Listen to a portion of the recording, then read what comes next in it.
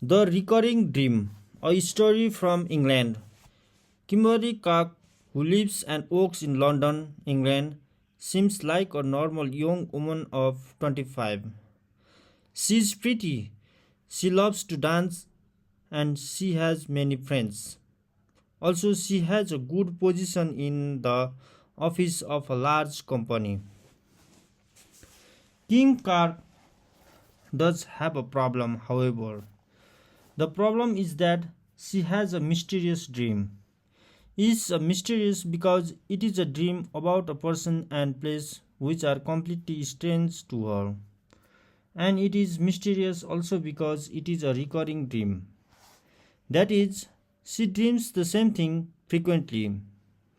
Finally, she has the same dream almost every night. The strange dream always begins on a country road.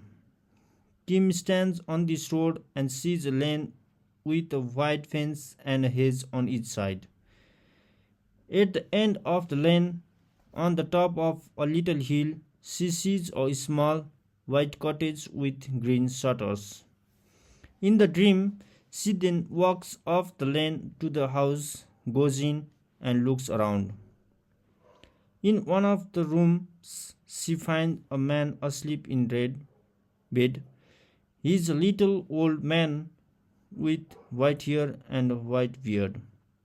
In the dream, when Kim comes near his bed, the man wakes up. Then he sits up and looks at her. When Kim opens her mouth to speak to him, however, she wakes up in her apartment in London.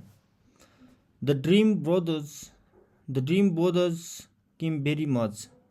It is all so strange. She knows no place or house like that. She does not know any little old man like that either. And yet, night after night, she has the same dream. In the dream, she is always on the same country road. She sees the same lane with the same hedge and white fence. At, and at the end of the lane stands the semi-small, white cottage with green shutters. And each time when she enters the house and looks around, she sees the same little old man asleep in bed. And every time when she opens her mouth to speak to him, she wakes up in her own bed in London. Kimberly speaks frequently with her roommate Janet Wilson about the recurring dream. One day Janet says, Kim, let's go out to my parents' farm for a few days. It's so peaceful there. That sounds like a good idea, answers Kim with tears in her eyes. The dream troubles me so much. It is on my mind constantly.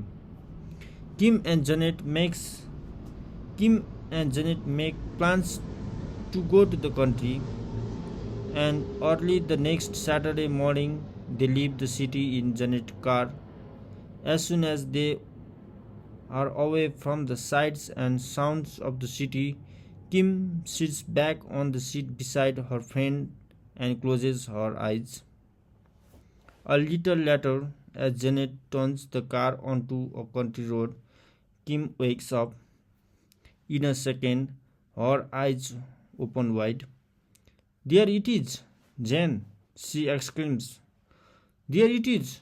There is what? The place. What place? The place in my dream. Look. Please, Kim, forget about your dream. You only imagine this place is the same. There are many places like this in the country. No, Jan, it's not my imagination. This is the place. There is the lane with the hedge and white fence. And look, there is the little white cottage with green shutters. Please, Jan, let me out. Janet stops the car and returns to her friend. Please don't go off there, Kim. It's not a good idea. Let's go on. No, Jan, let me go. I have to go and see. Kimberly opens the door of the car and gets out. First, she stands on the road, just as she always does in the dream. Then she walks slowly up the lane with the hedge and white fence on both sides. Her heart pounds when she finally stands in front of the little white cottage. Everything looks exactly the same except for a sign in front of the house which says for sale. Kim goes to the door of the house and knocks. Her hands tremble as she waits. In a minute, the door opens, and there is the doorway stands a little old man with white hair and a white beard, the same as in her dream. Her whole body shakes. When the old man sees Kim, his eyes open wide and he immediately closes the door. "Oh, don't close the door!" cries Kim. "Please, I have to talk to you." The man opens the door a little and looks at her. "What do you want here?" he asks. "Why don't you go away?" Kim does not know how to say.